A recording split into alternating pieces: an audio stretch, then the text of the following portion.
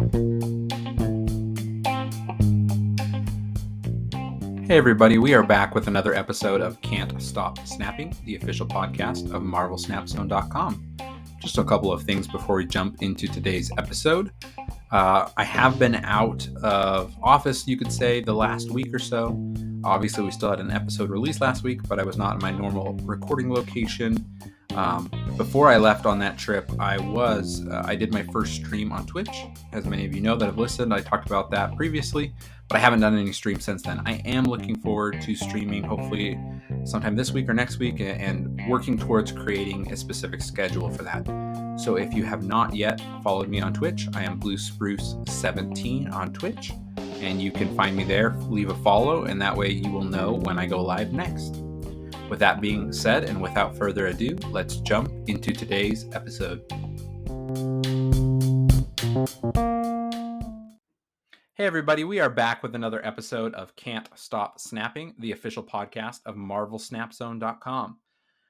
There's been some interesting topics in the Marvel Snap world this week, and we're going to cover some of those today, but we'll kind of ramp up to those things. But I am joined by a great guest, and we're glad to have him back. I am joined by Paperr. Paperr, glad to have you on the podcast. Hey, glad to be back. It's been quite a while. Yeah, I was actually I had on my to-do list. I was gonna look up how many episodes, how many months has it been? I think it was June of last year. So something like that. So it's been a hot second since podcast. Which when I say that out loud, it just kind of boggles my mind that we're in March of the following year. So yeah, I can't believe Snap's already been out for almost a year. Yeah, Since the closed beta started, at least. It honestly feels like maybe 3-4 months tops to me. Yeah. It's just things are barely getting started. But since it's been so long, and obviously a lot of listeners have joined us since then, I just wanted to give you a second to kind of reintroduce yourself to the listeners.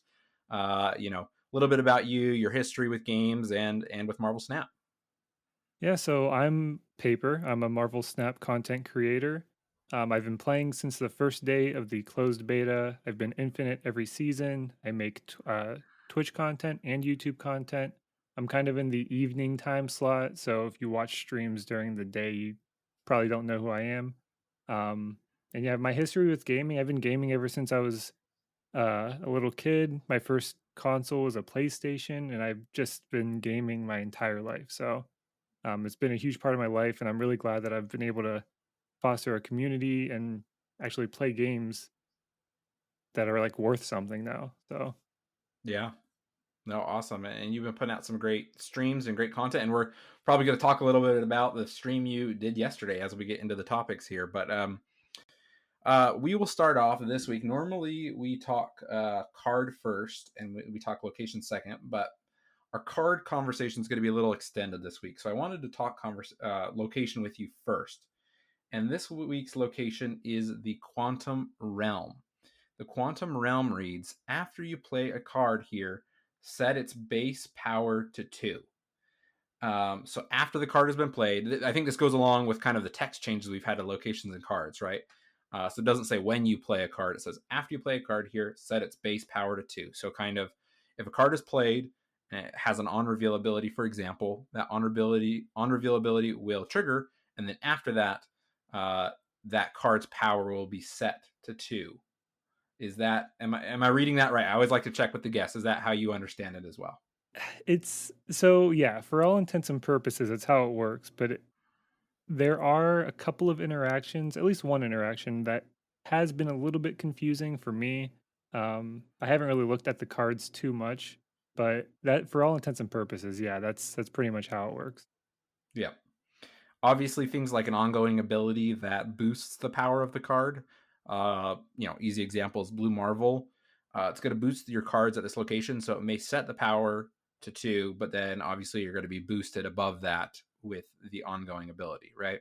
Right. So things like Iron Man get boosted to 2 base power, but then it doubles to 4, right? So Yeah, and the first thing you think about when you see this location is Cerebro. Immediately, Cerebro 2 was the first thing I thought of. This is just going to let me have Cerebro and Mystique and even Iron Man get buffed by Cerebro, which is great for that deck.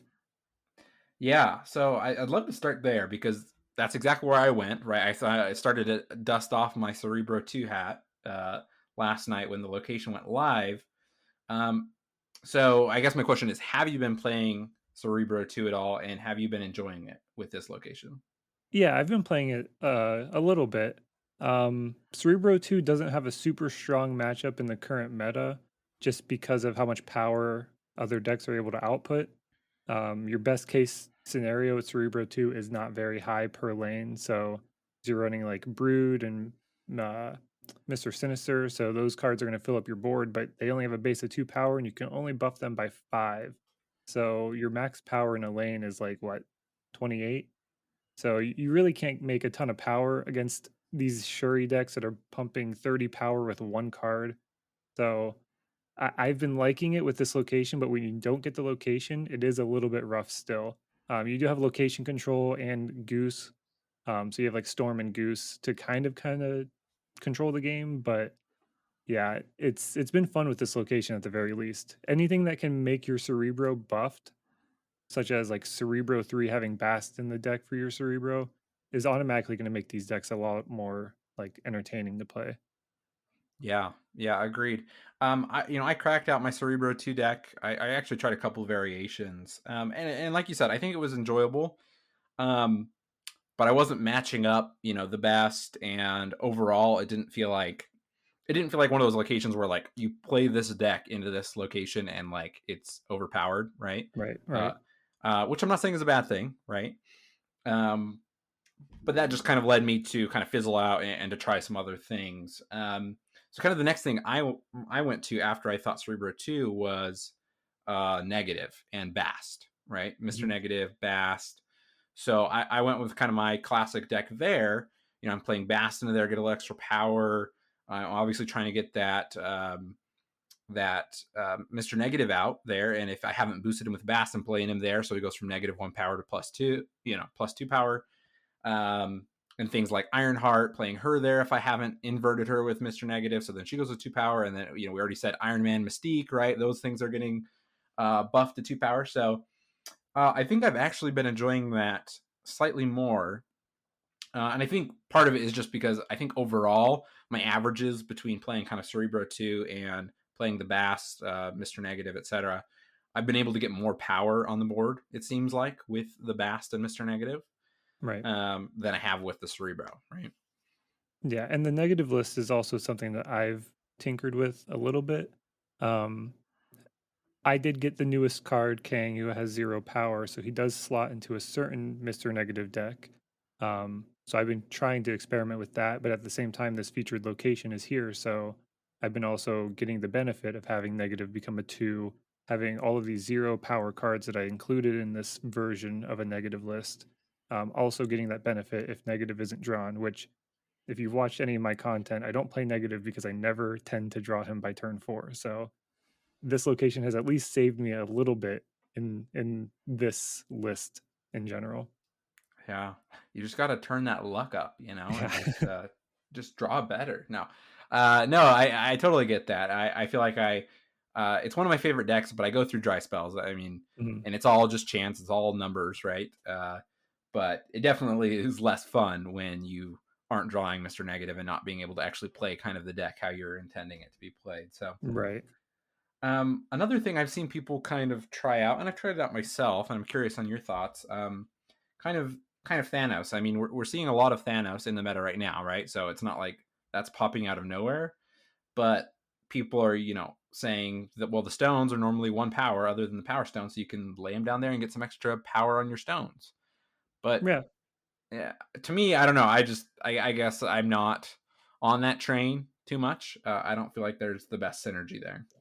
Yeah, so for at least the Thanos lists that I like to run them with a little bit more destroy in them. So I run Killmonger and Carnage in mine. So the stones having 1 power I haven't really noticed that effect too much because I don't have them on the board for very long generally. Hmm.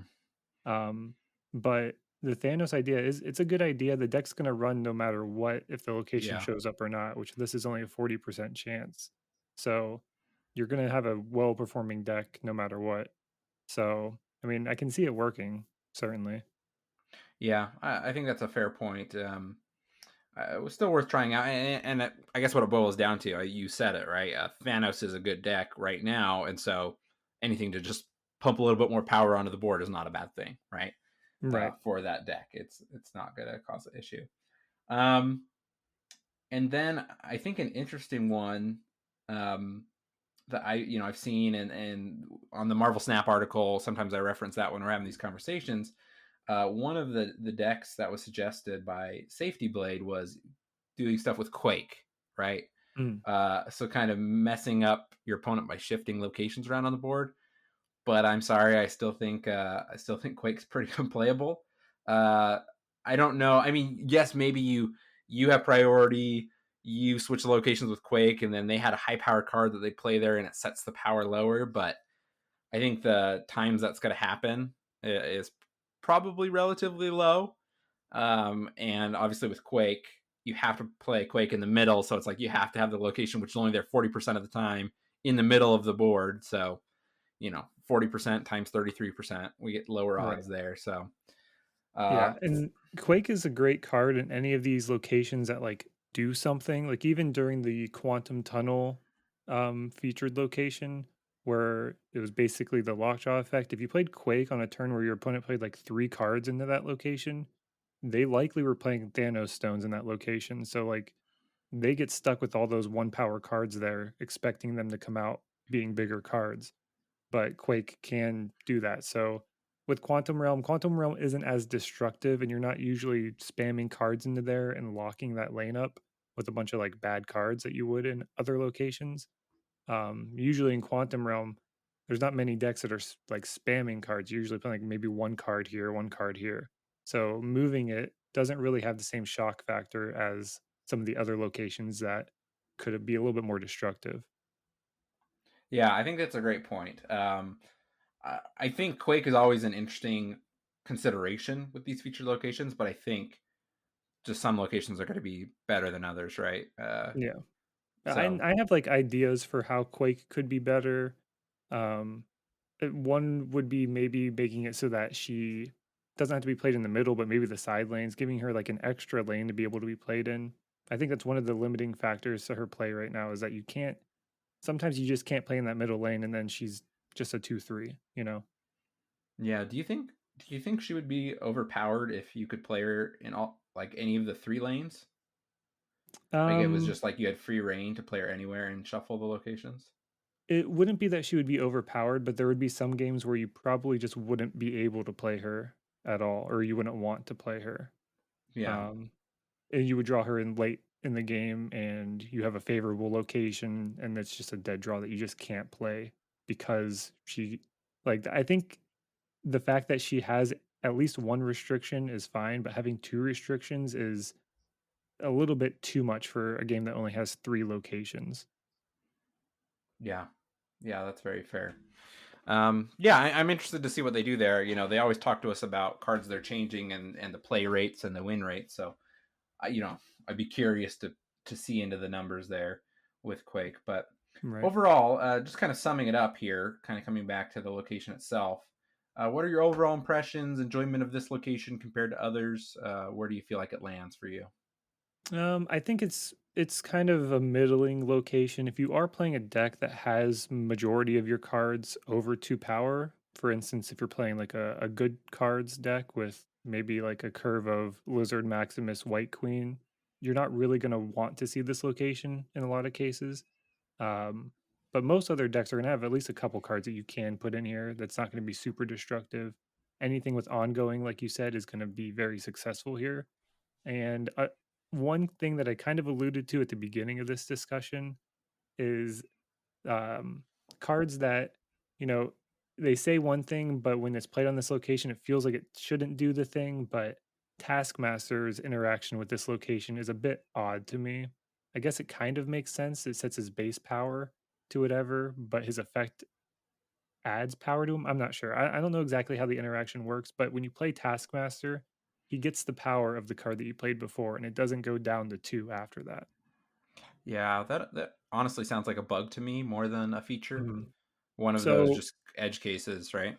yeah, so like the Shuri decks, should be nerfed by this location, but since they run Taskmaster, he can just be played in those locations. So that's the only thing about this location that I didn't really like too much. But other than that, it's a fine location. Yeah, unfortunate, right? Because I'm sure if that is a bug, they will fix it. But by the time they fix it, this will no longer be the featured Yeah. location, right? So Right. we won't necessarily benefit from that in that way. But uh, good observation. Yeah, I think there's been. I feel like there's maybe one other one. I can't bring it to the top of my mind, but I feel like there was one other card I was interacting with the location that was giving me kind of weird vibes, I similar think to that. But Valkyrie might do something that's what it similar. was. That's what it was. I've been playing Valkyrie in my negative deck, Mm. and uh yeah, I can't even remember what the interaction is, but it's kind of like when it happens, I'm like, wait, is that right? Yeah. Maybe I'll win the game or win the location and not really think about it, but I'm like, my math, I thought I could do, some simple addition, but some simple math here, but it kind of throws me off. So it sounds like there's a couple of bugs with the location, but I don't think anything that's too crazy. Yeah, you can always avoid playing stuff there. So Yeah. Well, awesome.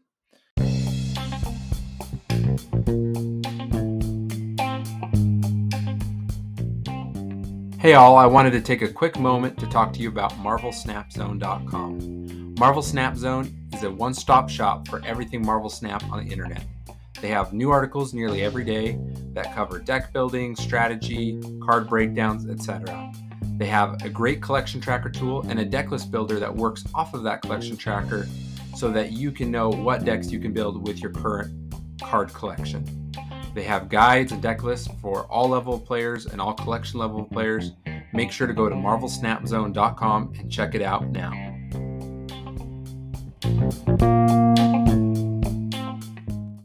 Let's move on to the next part of our conversation, which is the latest card. We do this every week, and I think we're going to have a little bit of a longer conversation than we've had about some of the cards lately because, we've had kind of a mixed bag. We've had some decent cards come out. We've had some cards that are kind of negligible come out in the last couple of months, at least in their current state. But this one uh, is very interesting, and we'll talk about that in multiple layers from things that are potentially going to be changed with this card already from some kind of infinite loops, as well as just the power level and the card acquisition model as a whole. So we are talking, of course, about Kang the Conqueror, who was featured as the villain in the recent Ant-Man movie. And so Kang is a 5-cost, 0-power card that has the ability on reveal, look at what your opponent did, then restart the turn without Kang. So before we dive in, just to clarify a couple things. So obviously you need 5 energy to play Kang. So unless you're cheating him out early with getting more energy on an earlier turn or lowering his cost with something like Wave, you're normally playing Kang on turn 5 or 6. And you and your opponent would lay out all your cards, lock those in, finish your turns. And when Kang reveals, essentially your opponent's on reveal cards and any other cards you've played, all of the turn would play out to its finish, but then you would click, instead of clicking, to go to the next turn essentially, or playing out your cards for your next turn, you would reset the turn. So it goes back, there's plays a little animation, it goes back to the beginning of the turn where he was played. You no longer have him in your hand to play again, and then you can both play out your turns again. And you don't have to do the same thing. You're not locked into the same decisions. But a couple things to note are if you drew King the turn you played him, then you will draw another card, so that'll be different. But if you drew a different card, like let's say it was turn 5, you drew a card, but you had King in your hand previously, my understanding is you'd play King, he'd reveal, and then you would redraw the same card. As well as there was one other thing I wanted to point out, and now I'm blanking. the snapping resetting. Oh, that is a good one. The snapping will reset. So if you or your opponent snapped, that will reset back to where you were at. So an interesting card for sure. I think even up until a couple weeks ago, everybody was saying, "Oh, isn't that what Daredevil does?" Right? Right. But it's very different. So let's turn it over to you for a little bit. What are your general impressions, thoughts about this ability, and what you've been able to see with King thus far? I think Kang's an interesting card. Um, he's been confirmed to be the third big bad of all of the Series 5 cards that have been released so far, so he will not go down in price. He will be 6K tokens no matter what. So you kind of have to compare him to Thanos and Galactus in terms of game impact and viability. Right now, Thanos is obviously super, super strong. Um, so it's hard to really compare to Thanos, but I think King is a fun card.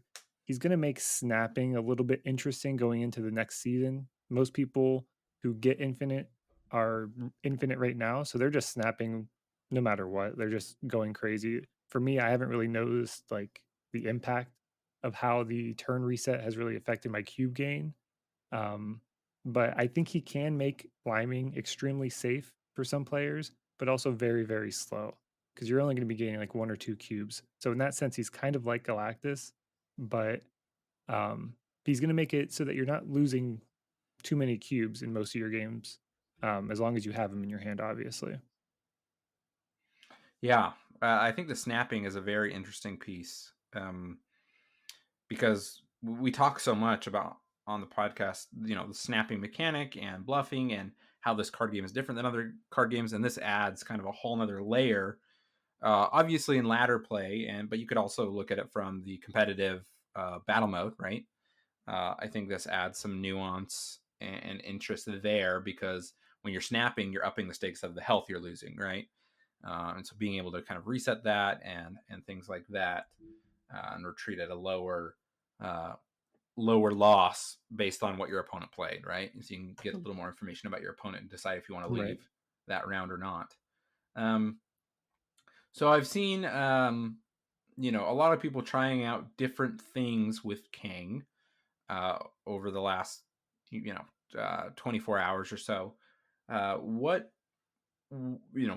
comes to you as kind of the most obvious synergy? I mean, there's multiple things people are trying out and kind of deck shells they're kind of putting him into.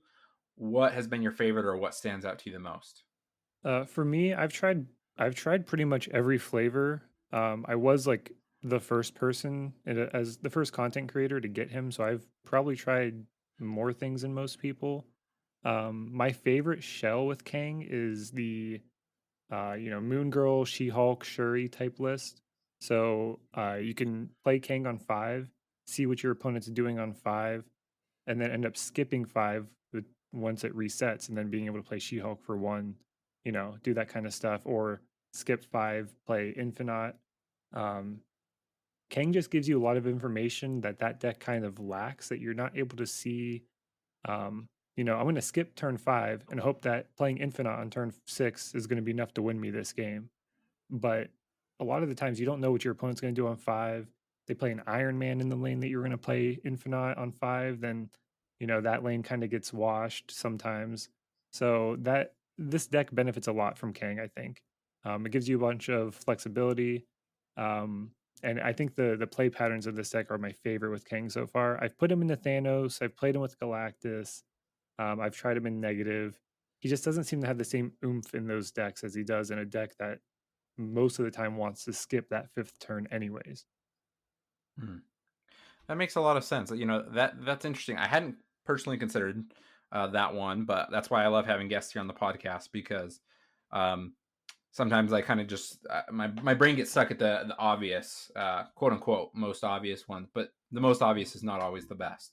Mm, Um, I have seen a lot of people, testing it out later today with Galactus, um, and sometimes that can be helpful, where you kind of want to know what your opponent's going to do. Uh, you know, Potential synergy there. Hobgoblin, right? You could play King, kind of see what your opponent's going to do, and you can kind of figure out where you want to put your Hobgoblin. And then maybe you're playing Galactus on 6. Often you're trying to play Galactus earlier in the game. That's what a lot of Galactus decks try to do. Potentially, you could be trying to play Galactus out later if you have a little bit more information about what your opponent's trying to do, right? right.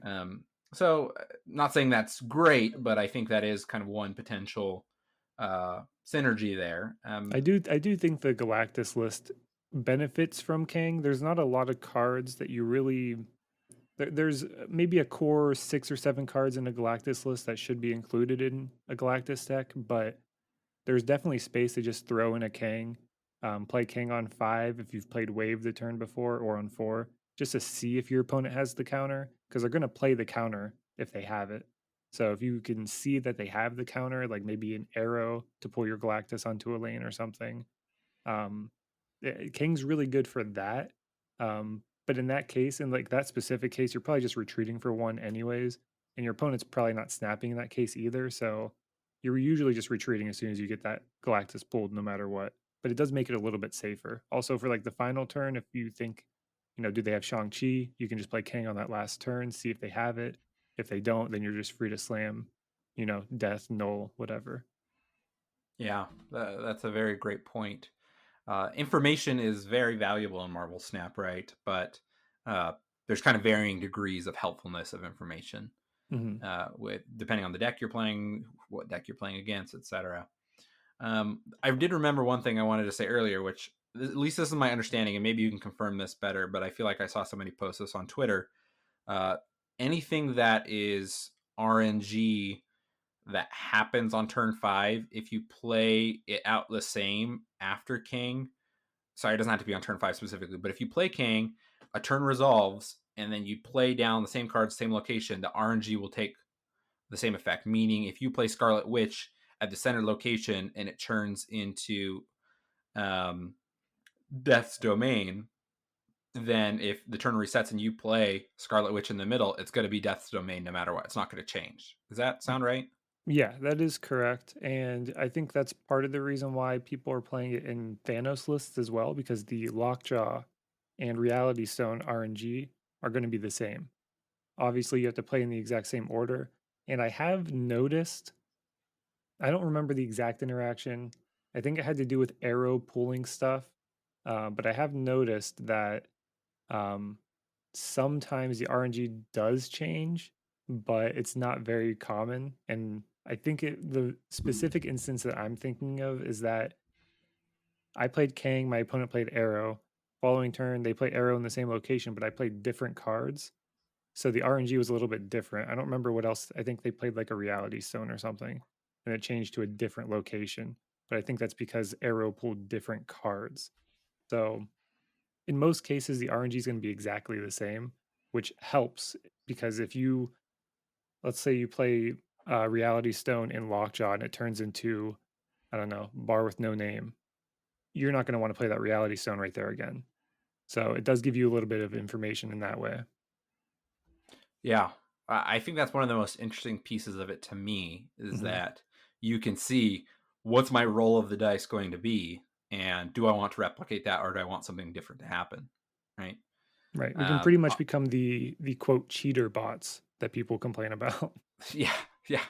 Uh, which I'm sure, everybody hearing this is probably like, that's exactly what I wanted. No.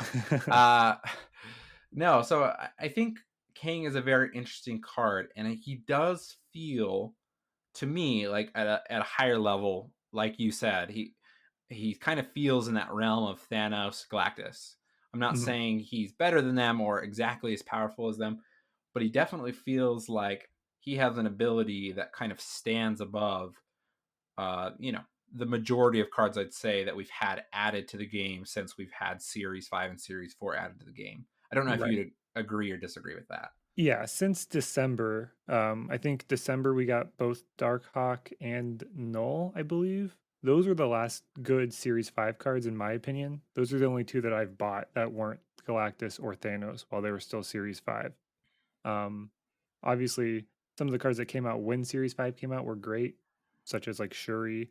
But since Darkhawk and Null came out, I have not been tempted to purchase any Series 5 cards. And Kang is the first one that I've bought since, but that's also because he's always going to be 6K. So, Yeah, so you're basically saying you're not a Dazzler main. yeah, I did pull Shauna out of a um, collection track reward though. So I do Yeah. have Shauna. Yeah, it's interesting. I'm one of those lucky people. I have pulled 3 Series 5 cards out of reserves, Wow. which I know some people have pulled none. And I haven't spent a ton of money on the game or anything like that. I've just lucked out, but I get things like Shadow King, right? Yeah. Which I am so happy that I will not pay credits for Shadow King, but kind of wish I would have opened something else as well. So I'll play Shadow King in like 4 months. I'm fine. yeah, yeah. You're let me tell you, you're not missing out on the Shadow King meta right now. I probably won't play Um, him in 4 months, yeah, regardless. But exactly, exactly. Um, so I think this kind of just leads to I feel like kind of an interesting bigger topic, which is the power level of cards. Because on the one hand, I feel very I don't know. I have mixed feelings and thoughts about this, and so maybe we can talk about some of those. Um, on the one hand, it obviously makes sense that not every card is going to be like the same exact power level of every card that releases for the rest of time, right? right. It's just some cards are going to be better, some cards are going to be more niche, and like, oh, okay, you can build a deck around this. Some are more tech cards that you can kind of slot into different things. Some are kind of these very powerful, very unique abilities, a la Kang, right? Mhm. Um, but I think that definitely kind of feels like a roller coaster with the current acquisition system to me, because there's weeks that go by and I'm like, oh yeah, well I record a podcast, so I better like check in on what the new card is. I don't even remember because I'm just not excited about it. I'm not like looking for it. It's not marked on my calendar. But with King, you know, people started to kind of give information out, and we start more conversations started happening the last couple of weeks, and then they let us know it was never going to be downgraded, at least for a long time, from Series 5. So then it's kind of like, oh, I need to start saving up my tokens. I need to unpin what I have pinned. It kind of like this hype builds and this conversation builds around it, and it just feels very different than when we have other cards come out. So um I guess my first question is, do you feel similar? Do you kind of feel like there's just kind of this high and then this extreme low when we compare the week to week releases? Yeah, for sure. I mean, the token acquisition system is a little you don't get a lot of tokens. I'll just put it that way. We don't get a lot of tokens, and the newest cards come out and they cost a lot of tokens. So it's hard to be excited for some stuff when you have to spend like a month's worth of saving just to purchase something, you know? They release 4 cards a month, you can only get 1 of them. If they release 2 decent cards, you're already feeling bad that you have to make a decision, and you're gonna regret it if it's not the right decision, you know? So, I think the acquisition system and the token shop is great. I think as a system overall, the details of the system there's room for improvement. It kind of feels bad for everybody. It feels especially bad for series people who haven't finished series 3 yet, because they're getting 1 token or 100 tokens every, what, 4 caches. So, Hmm. like, they're never gonna be able to buy a series 5 card with that. You have to get 60 of those caches, and by that time, that's what, 240 caches or 240 collection levels? Or no, my math is way off. It's a It's a lot of lot. collection levels before Yeah. you can purchase a Series 5 card. So those cards are pretty much out of the question, um, for those players until they complete Series 3 unless they're spending money. Um, Personally, I think that token costs could be reduced. I've been kind of in favor of reducing everything by half, maybe 75%. That puts Series 5 cards at 3,000, which feels much better. You can buy Hmm. 2 of those a month at that point. Um, with the way that the cards are dropping, from series, when something hits series 4, you can just buy that, like, that week, or you just wait a little bit longer and it'll go down to 3, and it'll feel much better to just get it for free, you know? So I think there needs to be some sort of balance. Maybe like the newest card is like 5,000 for the first week or 6,000 for the first week, you know? But some people have been saying like, let's make it, Shauna comes out, she should only be 3,000. She should come out in series 4. But then we get into the discussion of, do we want second dinner to arbitrarily pick which cards are good and bad and release them that Hmm. way, or like quote unquote good and bad? And I don't know if that's exactly the right solution. Um, so like, yeah, what do you think about that? Like reducing the cost of things in the shop. Well, yeah, you're never gonna hear me say no about discounts. Give me a coupon or something, for a discount. No, I think that would help, right? Um, I think it just feels a little out of reach for everyone, right? Unless Totally. you're spending a lot of money on the game. Again, I feel very lucky that I have had luck. I have opened Null from a reserve, right? I opened Null, Shadow King, and Valkyrie. I think all three of them while they were in Series 5 from reserves. But that's just stupid luck, right? Like Right. I've got that, but like there's people that have opened more reserves than me in the same time frame and have opened zero of those, right? Right. So that can feel very frustrating. And so then it feels like I'm closer to getting my collection done, right, or getting all the cards, but not because I'm like better or I'm spending more money. It's just kind of dumb luck, which I think can feel very frustrating. Mhm. So ideally, like you just make it easier for everyone to use the resources in the game to get them, right? And they don't have to make it so we're getting every card every week, right? Because then, you know, if we can just do that without spending money, they're not making money. Right. I get that, but I like what you said, right? Like 2 Series 5 cards a month, I think is interesting. Um, because then, okay, so there's 4 new cards a month, 4 to 5 new cards a month, right? Depending on how long the month is, how many weeks are in the month, right? Mhm. Um, but then you can get half of those, right? The other half you can wait to drop to a later series, the next month. Um, that sounds like obviously like how would that work in practice, and do they make changes to anything else, right? We'd have to see how that played out, but like just saying that out loud sounds good to me, right? I Yeah, think and that like would be a good balance. for this month specifically, I love discard decks. So Stature was a card that I had my eye on, but I knew Kang was coming. So I had to skip Stature. I'm gonna have to wait a while to get Stature and mess around with her in like some sort of discard list or like tempo, Moon Knight type thing. Because I had the feeling that I just needed to get Kang because I felt like his effect was gonna be too impactful to pass up. So Yep. I had to buy him, and I had to skip a card that I actually really kind of was excited for ever since I saw her. Yeah. I think that it feels a little bad, right? Yeah, Because I know the problem they're trying to solve with the token shop is more freedom for which cards you want to add to your collection, right? One of the biggest complaints, not everybody was complaining about it and not everybody saw it as a problem, but you know when people played in the beta, when people first played, when the game came out, it was frustrating for some, right? That card acquisition was completely random, right? right. You moved through the pools, but you never got to choose what your next card was. And Mhm. so the token shop kind of fixes that, right? So that's the problem they're trying to solve. But when it feels like you have to wait for certain cards because they could be meta defining or they're just going to be better than others, then it limits you kind of from buying the ones you maybe want to or actually seem more fun to you, right? Yeah, Because you feel like you're not going to be able to compete, which I think is a bad feeling, right? yeah. A Um, couple a couple of weeks ago, I made a deck that I thought Shauna would be perfect in the deck, but I wasn't going to spend 6,000 tokens on Shauna just to test it. So, I mean, luckily for me, I ended up pulling her, which I mean, for some maybe that's a bad pull. I mean, I would have rather pulled something else maybe, but I would never spend 6,000 tokens to test it. So then I have to wait, what, 2 months so that she goes down to series 4?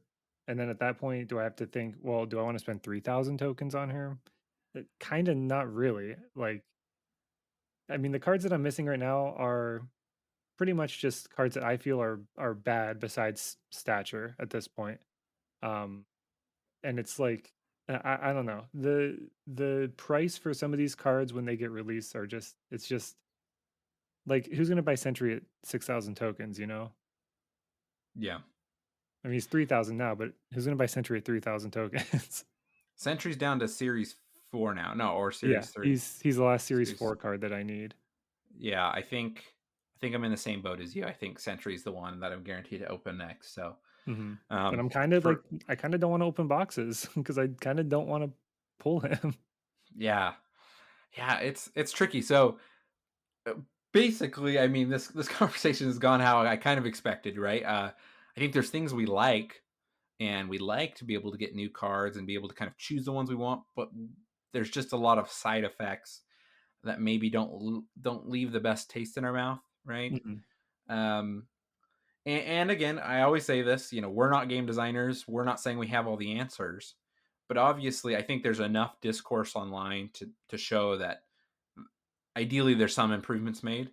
I don't think it's Yeah. a necessarily a complete overhaul. I think it's a tweak. Is it you get more tokens, or is it you lower the tokens cost, or is it there's another kind of subsystem that they add to this system, right? I don't know what it is, but I feel like it's not that far from being great. I just Mhm. think there's maybe a couple more iterations that could be done, I guess, to make this truly enjoyable as an acquisition method. There's been talks of in the community, talks of, what if they added another rotating slot?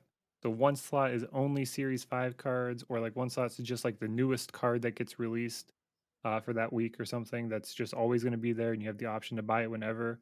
Then the other slot is, Series 4 and Series 3. So the Mm, Series 3 people who are still progressing through Series 3 have the option of, oh, I don't know, Sarah is in my shop. I'm gonna pin her there, but also I'm gonna just look at these series 5 and 6 cards that maybe I might want to buy. Um, I might want to pin those and save it for there and then just buy Sarah and then save for that card that I had pinned. Um, so that's like another option. I guess this also brings up the situation that came out um, surrounding Kang, where he was said to be released um, on the 11 p.m. 11 a.m. Pacific, 2 p.m. Eastern reset. So a lot of content creators were camping their shops at 2 p.m. Eastern, trying to get Kang first or get Kang right away. Turns out Kang wasn't released until another like 25 minutes later. So the people who refreshed their shops were locked into that card that got refreshed into for 8 hours. Where mm. other people, like myself, I didn't check the shop because I was working. I got Kang because I checked the shop like 30 minutes after the reset, and he was in my shop because I think there's a heightened chance. I'm not 100% sure, but yeah, I got Kang in my shop. So I was the only creator who had Kang, and I streamed that day because everybody wanted to see Kang and nobody had him. So I had to Yep. like abandon some stuff that I was working on to stream that card for like the entire day just so I can have people see and like ask me to experiment with stuff and everything. And they did say that they want to hot fix it to where that's not going to happen anymore. But that was just like one frustration that happened in the community that made some people lose a little bit of faith um, in the communication of Second Dinner specifically. Yeah. Yeah, I have seen some Twitter threads, some Discord conversations between people and people at Second Dinner where, it sounds like they have plans or they're working on plans to address those concerns. Mhm. But I'm there with you. I mean, unfortunately I didn't tune into your stream. I was watching a stream at the time, and the person refreshed their shop, and King wasn't there, and it's kind of like they were planning to stream for another 4 or 5 hours, but at that point you kind of lose the momentum, right? As a Yeah. creator, it's like, well, everybody was here, my numbers are higher, everybody's here to watch this specific thing, and then it doesn't work out, right? Yeah, So during my work day, I'm usually watching Snap streamers pretty much all day because I work from home, so I can just keep a monitor with Snap streamers up pretty much all day. And I'm watching them usually until I get off of work. And when I started streaming, I started streaming at maybe like noon Pacific time. Within an hour, I was getting raided by like all of them because it seemed like everybody was just frustrated that they didn't get the card. They didn't want to stream for the rest of the day anymore. So they just got off and they just sent the viewers to where they wanted to, like to the streamer who had the card. So yeah, yeah, which is it like, was a problem for the creators by a yeah, long shot. benefits you, but like you don't want like people who are feeling disappointed maybe showing up, and like Mhm. it's just kind of a bad vibe all around, right? Yeah, because like, what am I'm I supposed to do? I'm like, I'm playing with the card that they want. They rated me, and I don't want to be like, oh look what I got. I got him. I got him. Like I don't want to Yeah, do that, but like, yeah, I'm obviously I appreciate everybody who supported me during that stream, but it was a bit of an awkward situation regardless. yeah. Well, we're just about out of time, but Paper, I really appreciated the conversation. I honestly, we could talk about this another 45 minutes to an hour, and I could keep going because Yeah. I had 3 or 4 other things that I was like about ready to ask you, but we've had the conversation going, and it's been great. But before we close out, I just want to say to the listeners again, if you have thoughts on this topic, let us both know. I'll give Paper a chance to give a shout out here where you can find him online, but we'd love to hear you on Twitter. We'd love to hear you on Discord. And we just, even in Paperr stream, we just love to hear what you guys' thoughts are on this topic or your ideas to improve the system. But Paperr, before we go, of course, want to turn it over to you to just give kind of your social shout outs where people can find you and where they can best consume your content. Yeah, and to piggyback off of what you just said, I can talk about this game for hours. Part of the reason why I stream this game is because I could just talk about it, and like I lose track of time every time I stream. But my stream can be found at twitch.tv/Paperr. That's spelled Paperr. And I stream Monday, Wednesday, Friday at 7 p.m. Pacific time. And my YouTube is youtube.com/@PaperrSnap. And then my Twitter is PaperrLOL. But yeah, just find me on Twitch. I stream regularly, and I kind of have, I mean, usually the nighttime kind of to myself. There's not a lot of people streaming during the nighttime during my shift. So Yeah. Awesome. Well, thank you again for being here. Listeners, as always, thank you so much for listening. We appreciate the constant support. If you are listening to this podcast on a podcasting platform, we ask that you leave a rating or a review so more people can be found on those platforms, can be led to the podcast. And if you're listening to this podcast on the Marvel Snap Zone YouTube channel, make sure to smash that subscribe button so you can always see the latest episodes when they are released, as well as all the other great content that is being put out on that YouTube channel almost daily. And we will catch you in the next episode.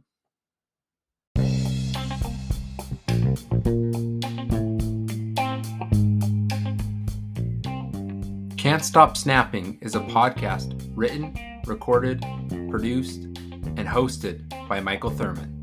Thanks for listening.